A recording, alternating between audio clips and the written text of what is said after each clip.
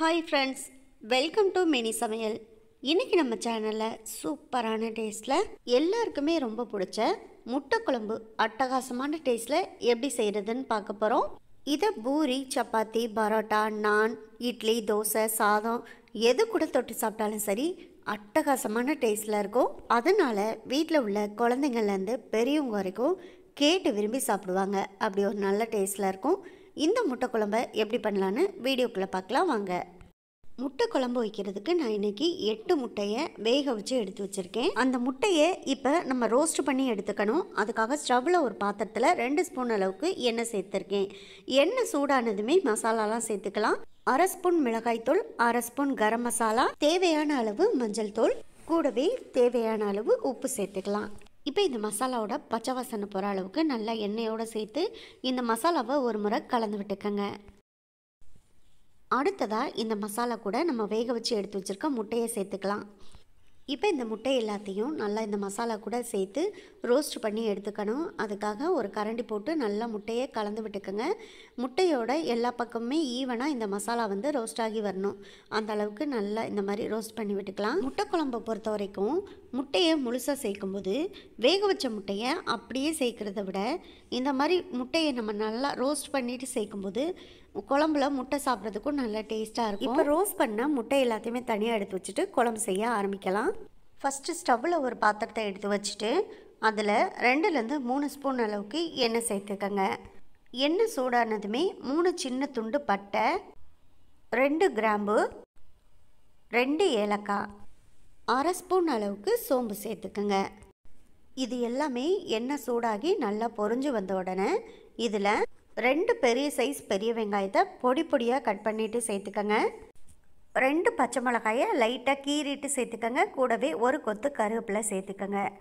இப்போ இந்த வெங்காயத்தோட பச்சை வாசனை போகிற அளவுக்கு நல்லா அதை கண்ணாடி பதத்துக்கு வதக்கிக்கலாம். பாருங்கள், வெங்காயத்தை இப்போ நல்லா வதக்கியாச்சு. நல்லா இந்த அளவுக்கு வதக்கின பிறகு 1 ஸ்பூன் அளவுக்கு இஞ்சி பூண்டு விழுது சேர்த்து அதோட பச்சை வாசனை போகிற அளவுக்கு நல்லா ஒரு முறை வதக்கி விட்டுக்குங்க.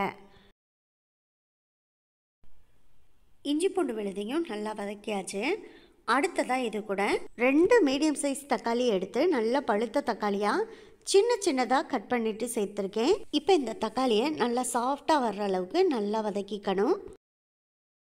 அதுக்காக ஒரு 2லேருந்து 3 நிமிஷம் வரைக்கும் மூடி போட்டு மூடி வச்சு தக்காளி நல்லா சாஃப்டாக கொலைய வெந்து வந்ததுக்கப்புறம் ஒரு 3 நிமிஷத்துக்கு அப்புறம் நம்ம இந்த மூடியை ஓப்பன் பண்ணி பார்க்கலாம். இப்போ ஒரு 3 நிமிஷத்துக்கிட்ட ஆச்சு. மூடியை ஓப்பன் பண்ணி பார்க்கலாம். பாருங்கள், தக்காளி நல்லா சாஃப்டாக குலைவாக வெந்து வந்திருக்கு. இந்த அளவுக்கு தக்காளி நல்லா சாஃப்டாக வெந்து வந்த உடனே இதில் மசாலாலாம் சேர்த்துக்கலாம். 1 ஸ்பூன் அளவுக்கு மிளகாய்த்தூள், 1 ஸ்பூன் அளவுக்கு காஷ்மீரி மிளகாய்த்தூள் சேர்த்துருக்கேன். இது குழம்புக்கு நல்ல கலர் கொடுக்குங்கிறதுக்காக நான் சேர்த்துருக்கேன். நீங்கள் காஷ்மீரி மிளகாய்த்தூள் சேர்க்க விரும்பலைன்னா சாதாரண நார்மல் மிளகாய்த்தூளே 1/2 ஸ்பூன் அளவுக்கு சேர்த்துக்கோங்க, சரியாக இருக்கும். அதுக்கப்புறமா 1/2 ஸ்பூன் கரம் மசாலா, 1/2 ஸ்பூன் அளவுக்கு மஞ்சள் தூள், 1 ஸ்பூன் அளவுக்கு மல்லித்தூள். இப்போ இதெல்லாம் சேர்த்து இந்த மசாலாவோட பச்சை வாசனை போகிற அளவுக்கு நல்லா ஒரு முறை வதக்கி விட்டுக்கோங்க. மசாலாவை வதக்கும்போது அடுப்பை லோ ஃப்ளேமில் வச்சு நல்லா வதக்கி விட்டுக்கோங்க. அப்படி இல்லைன்னா அடிப்பிடிக்கிறதுக்கும் வாய்ப்பு இருக்குது. பாருங்கள், இப்போ மசாலா எல்லாத்தையுமே நல்லா வதக்கியாச்சு. இதுக்கப்புறமா இதில் குழம்புக்கு தேவையான அளவு தண்ணி சேர்த்துக்கலாம். தண்ணி சேர்த்ததுக்கப்புறமா கரண்டி போட்டு நல்லா மசாலாவை ஒரு முறை கலந்து விட்டுக்கோங்க. ஃபஸ்ட்டு குழம்பை நம்ம கலந்து விடும்போது கொஞ்சம் தண்ணியாக இருக்கிறது மாதிரி தெரியும். ஆனால் அது நல்லா வற்றி வரும்போது கெட்டியாகி வந்துடும்.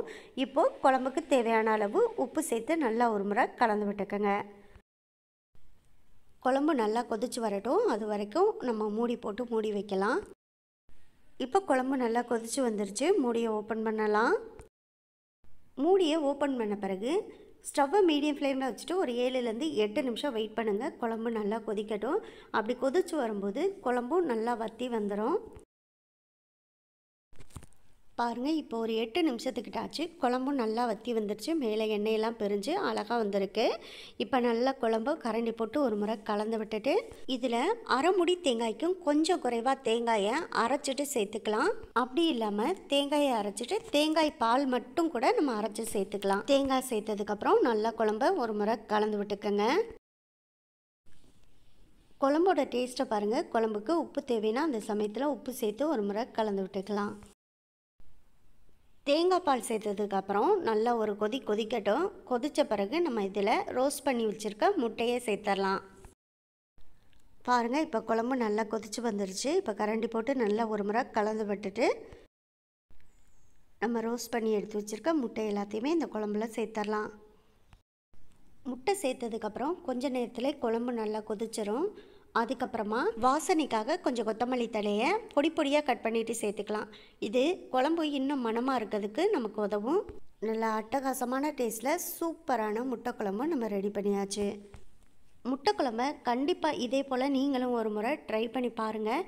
வீட்டில் உள்ளவங்க எல்லாருமே விரும்பி சாப்பிடுவாங்க. அவ்வளோதான், இதோட நம்ம ஸ்டவ் ஆஃப் பண்ணிக்கலாம். முட்டை குழம்பு ரெடி பண்ணியாச்சு. இதே போல் நீங்களும் ட்ரை பண்ணி பாருங்கள். ட்ரை பண்ணி பார்த்துட்டு எப்படி வந்துச்சுங்கிறத கமெண்ட் பாக்ஸில் சொல்லுங்கள். இந்த வீடியோ பற்றின கருத்துக்கள் ஏதாவது உங்களுக்கு இருந்தால் அதை கூட நீங்கள் கமெண்ட் பாக்ஸில் சொல்லலாம். இந்த வீடியோ உங்களுக்கு பிடிச்சிருந்தா இந்த வீடியோவை லைக் பண்ணி நம்ம சேனலை சப்ஸ்கிரைப் பண்ணிக்கோங்க. பக்கத்தில் இருக்க பெல் ஐக்கானையும் கிளிக் பண்ணிக்கோங்க. அப்போ தான் நான் போடக்கூடிய வீடியோ உங்களுக்கு உடனுக்குடனே வந்து சேரும். உங்கள் ஃப்ரெண்ட்ஸ் அண்ட் ரிலேட்டிவ்ஸ் எல்லாருக்கும் ஷேர் பண்ணுங்கள். இதே போல் அடுத்தடுத்து நல்ல நல்ல வீடியோவில் சந்திப்போம். ஓகே, பாய்.